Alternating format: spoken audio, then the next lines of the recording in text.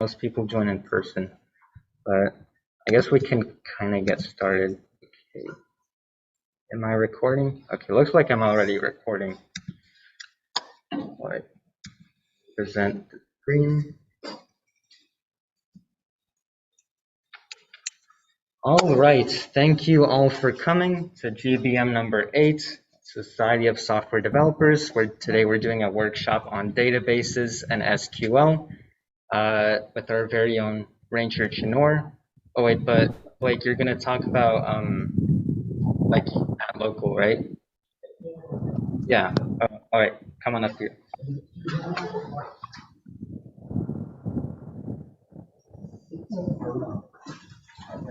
Okay, where do I look? There? Okay. There? Okay, that one. Okay, I am tabling at an event called San Francisco's Velasco Fest. It's tomorrow from about 4 to 8 at a place called San Francisco Tech City. These super cool people who ran a very successful business in Gainesville built an entire solar-powered city about 20 minutes north of Gainesville. They have an event there where there are companies tabling, like mine, and a number of companies that are also pitching, not mine, sad face. But there's going to be food, there's going to be a lot of developers, entrepreneurs, so investors, tech people, all kinds of super cool things happening there. I have got space for about one additional person if anyone is interested in helping me table them. I can get you into the event. There is free food and all kinds of other stuff. You're just going to help myself and a couple other people run the table, and that'll pretty much be it. Aside from that, you can wander around, have food, talk with everyone else, and do whatever other type of stuff you can do. And I can help get you to the event if you need transportation, anything.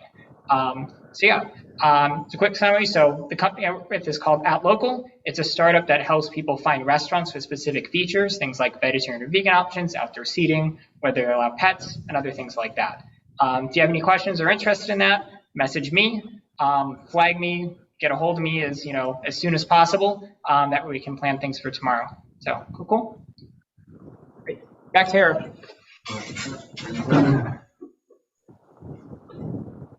Hello, everybody. I'm Ranger, Vice President, if you didn't know. I'll be doing this presentation. Quick note, I'm not like a databases expert, so to say, but I did do my research a little bit, so hopefully this goes well. And that was Blake Anderson, if you didn't know, former founder of this club. Current founder, former president. So yeah, if you need to contact him, that's who you look for. So databases and SQL, big topic. So yeah, I'll just introduce databases concepts. Then we'll do an SQL injection demo right at the end, led by Eric. Okay, so what is a database? It is simply something that holds data, and that might not be very surprising, but yeah, data can be usually text or numbers. It could hold, maybe could hold images, videos, and stuff as well. But usually you just store the path to this thing. Yeah. I think someone has their mic on. Yeah, what is it? I want to mute that. Yeah, thanks. So yeah, if you have big pieces of data, you usually store a path to them instead of the actual thing. Yeah, databases use CRUD operations, as you can see. Create, read, update, delete. So this is the main operations they use. Now there are two main types of databases. That would be relational and non-relational. Usually, relational is also known as SQL, like an SQL database. Non-relational is no SQL. So it's kind of mutually exclusive. So that's why there's only two. Ranger, sorry, I'm going to interrupt you there. Oh, yeah. Are you supposed to be sharing your screen? Yes. Yes. Yes. Okay, cool. Okay. Thank you for letting me know. Sorry, I never shared a screen. There we go. Okay, cool. Thank you, Isaac. Also, Git scares me. You're unmuted right now. Just letting you know. Say that again, Isaac. This is someone who just had their mic on. Oh, okay. Yeah. Okay, so this is a slide I showed before. What goes into databases? Data and CRUD operations. Yes. Okay, types of databases: relational, non-relational, SQL, no SQL. So SQL has generally been like the leading type of database that's used, but NoSQL, which is generally more flexible, less rigid, easier to use, has been gaining a lot of popularity recently. And if you're really interested in like some of these topics, we have in-memory databases, distributed databases, centralized, graph-based, time series. They're all kind of like different types of databases, but they still generally fall under the SQL versus NoSQL thing. They're just optimized differently, essentially. Now, how is the data stored? So in an SQL or relational database, it's always stored in a table like the one that you see on the screen. So I'll get to how NoSQL stores its data later, but it's really strict in SQL. Rows, columns, and that's it. And in each field, you have like one piece of data. You don't have multiple. So I'll get into that as well. PostgreSQL, see the logo on the right side, an example of SQL or relational database system. ACID. So this applies to relational databases specifically. So when you're using when you're building a relational database, I guess, you want to make sure to do ACID. So that would be, the A is, had to get that in there, Atomicity. This means everything is one unit. So when you make changes to a database or add things or take things away, you do it all at once. You can't take like half of the stuff away. It just makes sure to do it all at once so that you don't have like mistakes later on. This kind of gets into consistency. It will only modify entire chunks of data. So it will never, it like does all the work ahead of time and then it commits all of the changes at once. So that it doesn't, you can't leave off in an invalid state, basically. Isolation, this means that when you have two transactions, that is like two changes to the data, then they won't conflict, and yeah, that's essentially it. Durability, this kind of goes along with consistency as well. Since you can't leave off in an invalid state, then even if the power goes out or something bad, it will still remain in a valid state. The database won't be like corrupted or something. Also, consistency has to do with following rules that you set for the database. Like you could put constraints like this column has to be a number, or this other column has to be a city. You can set rules so that it cannot violate those rules. Yeah. So this is for a non-relational database like MongoDB, no SQL. So as you can see, this is not a table at all. It's storing like a whole object, right? In this case, it's called a document. But yeah, the whole point of NoSQL is that there's no strict rules on how you have to format your data. So for a lot of people, it's easier to store it like this because you don't have to have like, in an SQL case, you would have multiple tables, like or multiple columns, one for ID, first name, last name. Then if you have multiple phone numbers, you have to have like multiple rows in the column to store each phone number and so on. And then you have to like do all these crazy math stuff kind of to manipulate the data. But here you can just store it intuitively in an object. And then you can have objects within objects. Yeah, Isaac. I mean, Jonas, my bad. Is this in JSON format? Yes, this is JSON. Yeah. You said in SQL you can't store multiple values within one stack, right? Yeah. So how would you store like a list? Right. So in case you didn't hear, he said, how would you store a list in an SQL database since you can only have one thing in each section? So I'll go back to here. You can see in the name section with ID1, you have Blake. So if you wanted to, actually I'll say location. What if Blake has multiple locations? So what you would want to do is, ideally you would have a separate table for all of the locations. Then you'd have like the name or the ID of the person and then their location. So if you had that, then you could have ID1 with location Gainesville, then ID1 with location Seattle, and more like duplicating the first column but changing the next one so that the ID is associated with multiple. You would not be able to put like a list of locations into that one location spot. So it's just a little more tedious in that sense. So yeah, this is JSON. I don't know if anyone heard that question before. Mongo, yeah.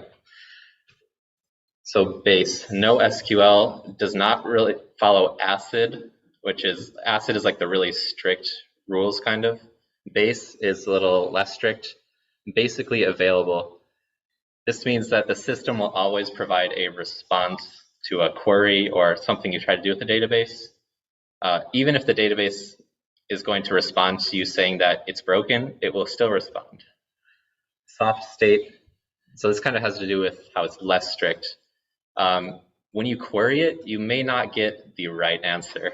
This is because the database might be changing in the background to be more consistent. So you kind of have to take that into account. It could be temporarily incorrect when you query it. This goes along with eventual consistency. So NoSQL in a NoSQL database, when you make changes to it, it has to kind of push the changes all the way through the database. So if you have objects within objects and so on, it'll have to recurse through, changing multiple things possibly, and then it will have to update other things in response to that. So eventual consistency means the database will not be correct right as you make the change. It will eventually be correct though. So that's completely different from an SQL database where it's correct before and after the transaction, like definitively. It's designed to be that way. So a database management system. So this is basically a software that you would use to manage a database. So Oracle is what I used when I took my databases class. I know Eric used MariaDB. So generally this will allow you to put in place the constraints, run code, manipulate the data, and a bunch of other stuff on databases. So SQL is the structured query language. It's the language you use to manipulate data in an SQL database. So SQL, you see an example of SQL in the bottom left. Like on the left side of the bottom left, you see like the general format. You see select fields from table where condition is true.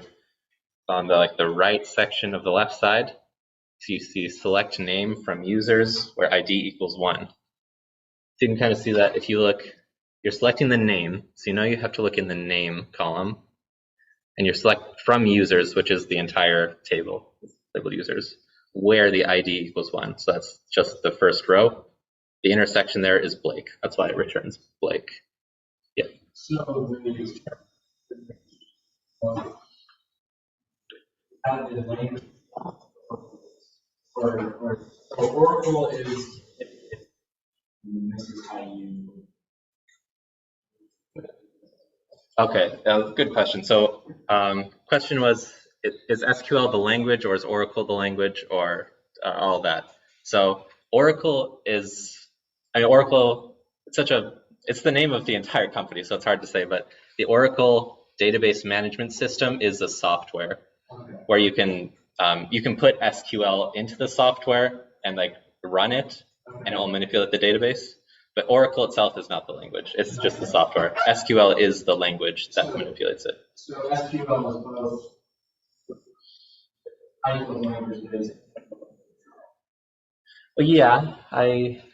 You were defining SQL as like a query language before, but that's also the name of the language and stuff. Yeah. Okay. Basically, you can kind of implement SQL in different ways, but it is the language. Yeah. Yeah.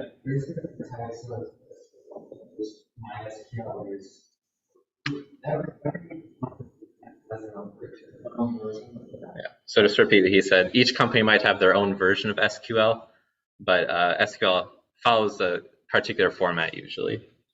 Yeah. So here's an example of how you can put a constraint on a database and to kind of show off the relations between two tables in a database. So you have users.location references cities.name.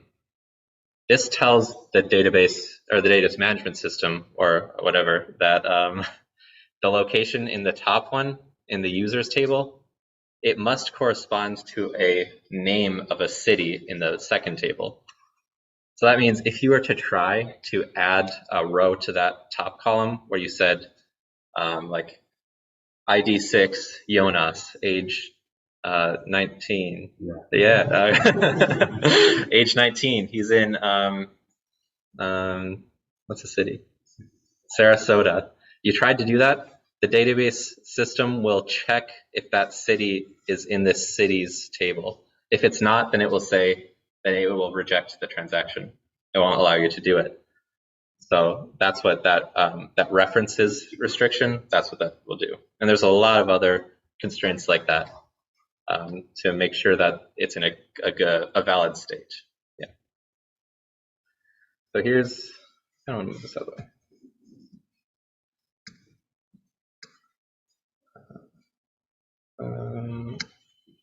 Okay. So here's kind of a format for how you might store some data about Twitter. Oh, okay. Can you do multiple conditions where like I equals 1 and ID equals 1? So yeah, you can have multiple values as long as you store it in different like rows. But in your specific example with ID equals 1 and ID equals 2, you probably wouldn't do that since ID generally is supposed to be completely unique. You can't do for yeah. Ask for like Yeah, exactly. So I don't know if you heard that, but Isaac summarized it in the chat as well. Where ID equals 1 or ID equals 2, yeah, you can definitely do that. And you can string together a whole ton of different conditions, and you can do some hugely complex things within just like the where condition. So yeah, anything you would need to be able to do, you can definitely do it. It's just, it might be hard. Yeah, no problem. So in this example, we have Twitter. So you have the user ID is 5, username, we rate dogs in the bio, whatever. And you have a tweet at the bottom left with its own ID and text and everything. So now how do you represent that a user is liking a tweet in a database? So you would simply have a likes table. It's kind of like each of these boxes is representing a table. So this table, the likes table, has the tweet ID and the user ID of the user who liked the tweet. So that sense, you can look in that table and just read all the way through, and you see this user likes this tweet, and so on. So there's going to be duplicates in both like columns for sure, but that's okay. All kinds of Boolean values combined with logical statements can be put in where? Yeah, exactly.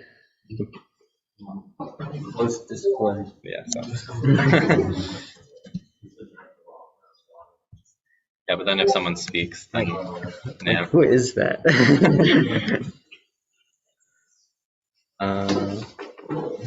Okay. Yeah, you generally have a different table for each like relation in the database. And if you want to have multiple relations in the same table, you kind of need to be careful about that, because if they end up not like being compatible, you'll have to split them up later. So it's kind of a lot of thought that has to go into the structure of like your SQL database and like which tables you have representing which relationships. That's kind of why it's more difficult than NoSQL. So on that topic, differences between them, how they compare. The SQL database is relational. It stores relationships between data in tables. Yeah, you need to use SQL in an SQL database, which is kind of a big downside if you like it to be easy. Or it's also a pretty big upside if you already have SQL, if you know SQL and you like it and everything. But yeah, subjective. SQL databases can be optimized really well just because of how strict they are with all the rules and everything. But it's definitely more difficult to use for that same reason. So vertically scalable, that means that since SQL has these strict rules, usually you need, sometimes you can't put transactions in at the same time if they conflict. If you have a ton of transactions, like you're trying to scale up a lot, you have a ton of transactions that might be conflicting, SQL will simply have to do those one at a time. It has to keep the transactions isolated from each other. So in that sense, you have to have one machine that is really fast rather than multiple machines that are slower. because they won't be able to do the same thing at the same time anyway. So might as well just do it faster. That's kind of directly opposite to NoSQL, where it's really good for NoSQL to have multiple smaller machines and doing things like simultaneously. And since it doesn't necessarily require that there are no conflicts, or it doesn't allow conflicts, but it can take a while for the database to be valid or consistent. So it allows multiple things happening at the same time. So that means it's horizontally scalable.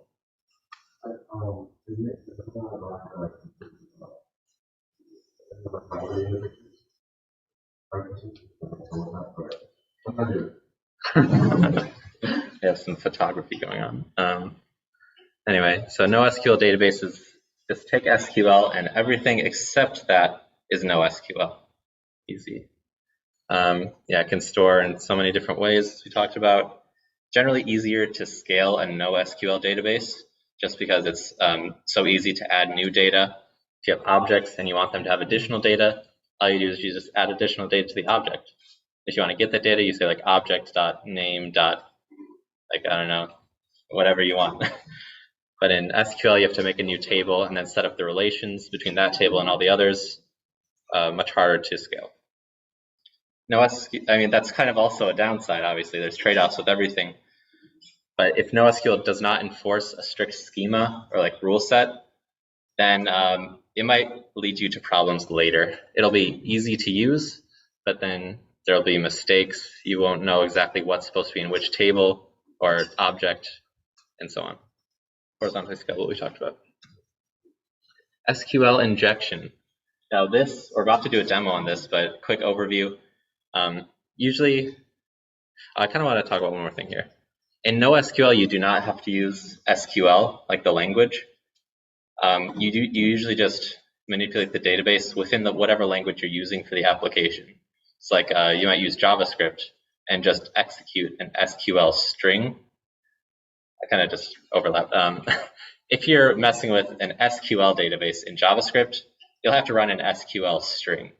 But if you're using NoSQL, then kind of something will be built in, or you'll have to like download a package or something, so where you can manipulate the database more easily. Like you can just say this object dot this field dot this other field, and so on. So NoSQL, you can kind of write in whatever language you want to manipulate it. So that leads to here. If you have an SQL database where the code is just being written as a string, and you need to take in user input, like if you have a user ID field you see at the bottom, on the left side is how it's intended to be used. You see how it works. Select star means all. Select all from the users table, where the user ID is it's Wadesh, and password is new password. That's perfect. But if you all of a sudden insert a different string into the SQL query, like the one on the right, you see select everything from the users table. Okay. Okay. My bad. You're right. Okay. Ignore that.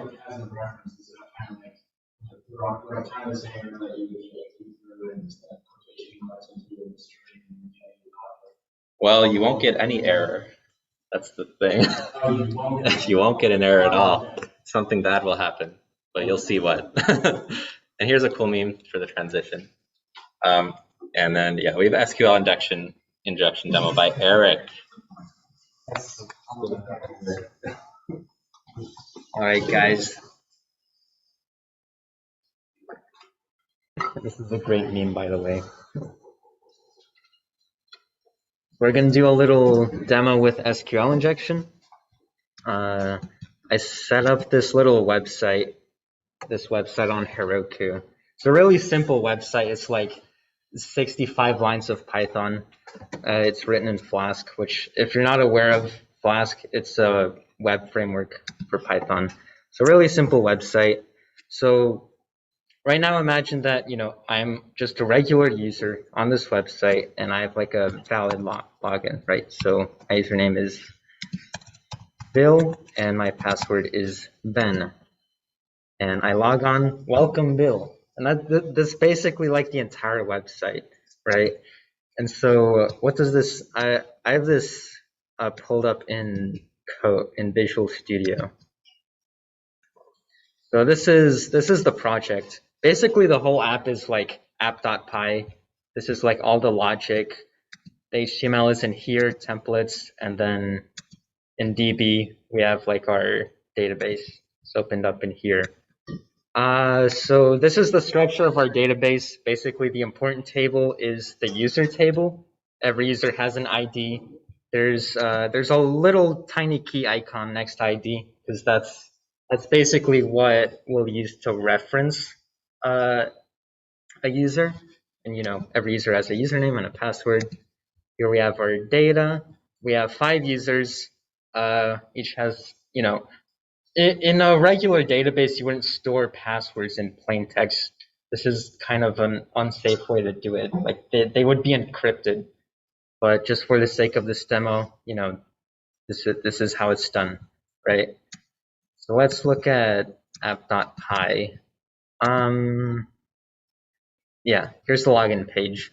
So basically what's going on here is our website is dynamically constructing and executing an SQL statement. So here's our template. Select star from user, where username, and then this is string formatting. So basically whatever we put in here will replace these brackets, and whatever we put in the password field will replace that. So let me copy this.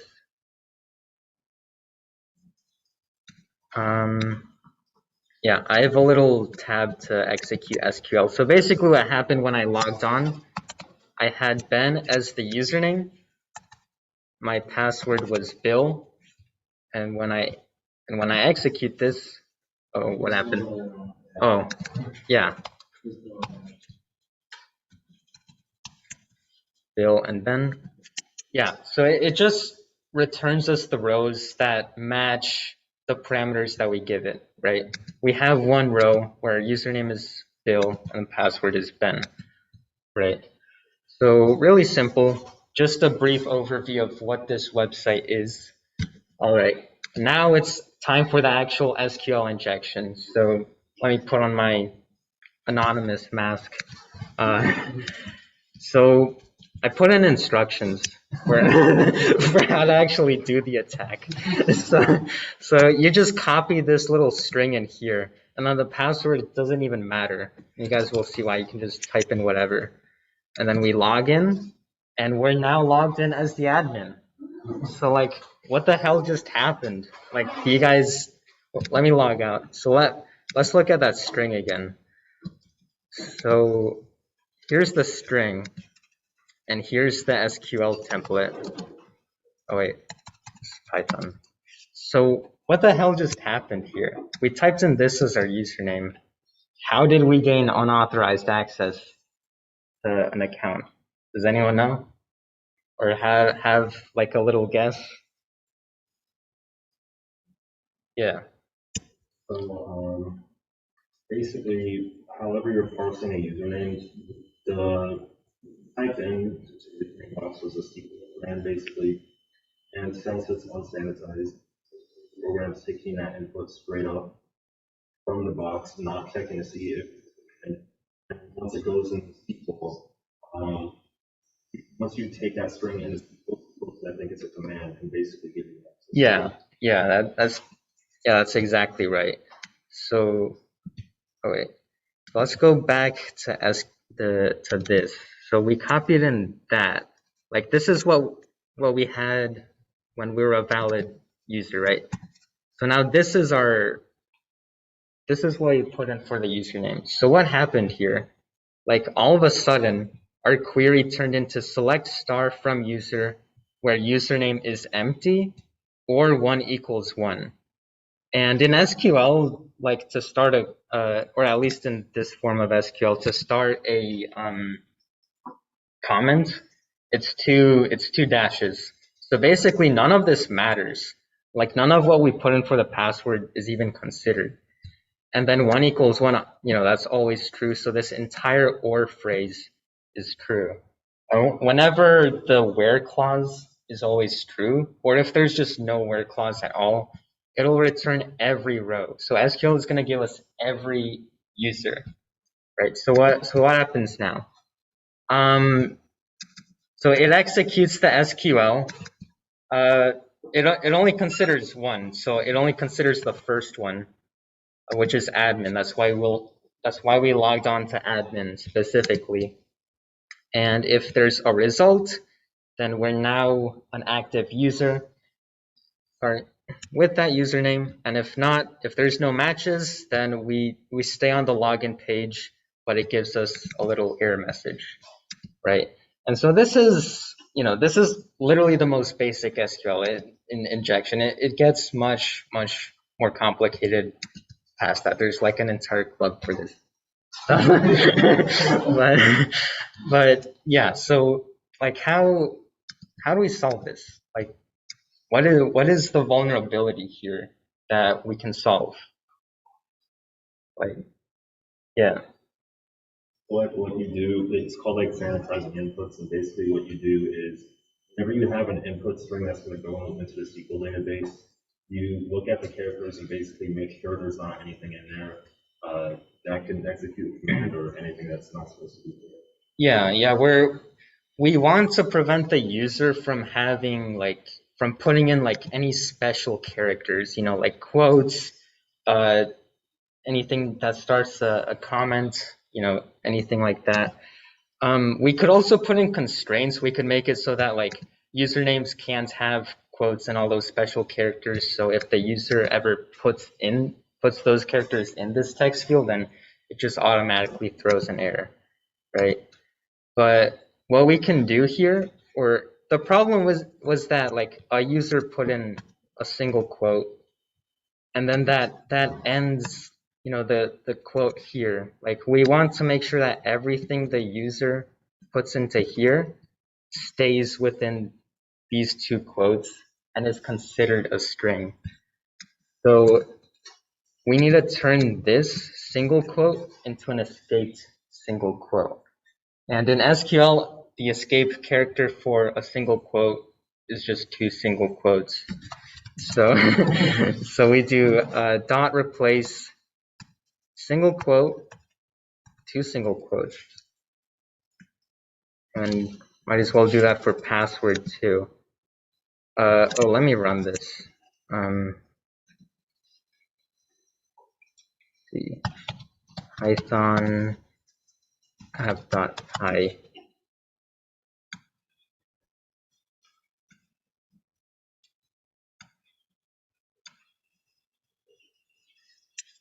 All right, here we go. All right, let's try logging in again with our new perfect code. Let's see. Copy that there, and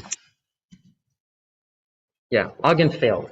We did it, guys. We are now. no, there's obviously, a lot more things we would have to consider, but this is the most basic version. I guess like maybe just for the fun of it, let's have a user that's named that, and then their password is just 12345. All right, let's see what happens now. 12345. Yeah. So I mean, if that's your real name, then I guess that would be useful. But but yeah, like this is the most basic example of SQL injection. You're not gonna go on like 1.uf, Canvas, YouTube, and be able to do this, right? And if you do find a website that does let you do this, and you don't have permission to exploit it, don't exploit it. That's hacking. That's illegal. You can only do that with permission. so yeah. So the point of this was just a simple example of kind of how SQL works, right? So we have our users, they're queried, and just shows you kind of how like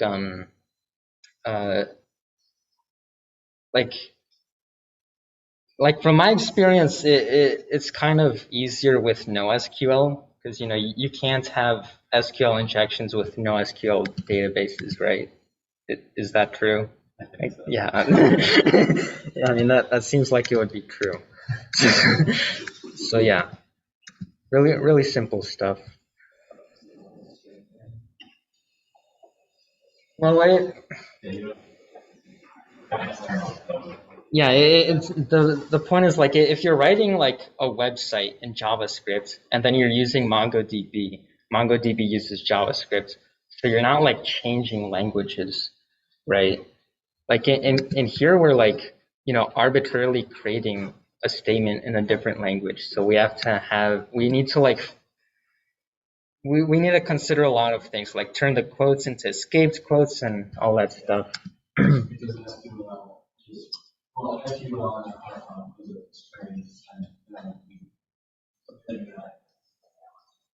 Yeah, exactly. So yeah, that was our little workshop on databases and SQL. Hope you guys liked it. I have a couple announcements. So Blake already explained Falasco Fest. It's kind of a weird name, but it's like a thing for startups. That's tomorrow. If you want to help out Blake, just reach out to him on Discord or me. Next week, Blake is doing a meeting on functional programming. That's going to be really cool. Functional programming is something that I don't think it's really taught in classes, but it's really useful to know, especially for like interview stuff. Yeah. Oh yeah, that's the 27th. Like only Wednesday meetings. There's not Friday. Yeah. Week after that, we'll do a little meeting on networking. We'll more details to be announced. Network engineering. Yeah, network engineering. Yeah. Not like computer networks, the class, right? I guess. But November 10th, we will have a guest from this company called Google. He's gonna come. His name is Hector Rizzo. He's a technical. He is a cloud technical resident for Google Cloud Platform. He will be here in person, so that'll be really cool. We're going to go through a technical workshop with some cool API, and there will be pizza. Tell your friends, if you have friends, tell your friends. Tell them about it, make them come. We're trying to get good attendance on this meeting because, because it's Google, right? But yeah. All right, guys. Thank you all for coming. Oh yeah. Hackathon this Saturday, Franklin as usual.